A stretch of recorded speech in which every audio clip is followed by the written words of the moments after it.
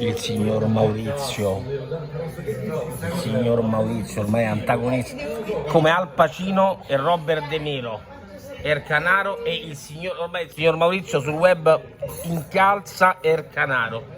Signor Maurizio, perché siamo qui riuniti tutti quanti oggi, la Sacra Famiglia? Perché siamo riuniti? Al Pacino e Robert De Niro, uguale. Perché il Canaro ha raggiunto un traguardo stupendo. Ci lascia? Sì. Lui, sentendo lui, dice di sì. Perché lei di solito è molto refrattario ai pranzi fuori, soprattutto se deve pagare. E chi paga? E chi paga? Di solito paga il festeggiato di solito. No, ma qui è diversa. Stiamo in tempo di crisi, in tempo di Covid. In tempo di Covid, io ho consumato A, B, C. Ma perché siamo qui riuniti? Che succede oggi, signor Maurizio, come la chiama il web? Sì, appunto. Perché il Canaro ha 70 anni. 70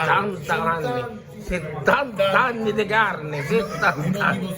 E non li dimostra, nonostante abbia accanto quella donna, non li dimostra. Nonostante. Zaus, mi chiamano. Zaus, ma Paus. Zaus, hai fatto gli auguri a tuo nonno? Sì. 70 anni, amore. Ancora goditi questi ultimi 2 o 3 anni.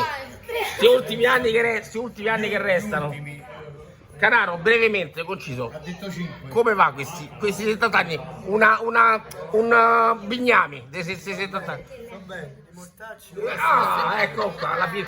Sempre una leggerezza, sempre parole forti, ma parole. Anni di mortacci vostri. Eccoci qua, un bel concetto. È stato un bel concetto.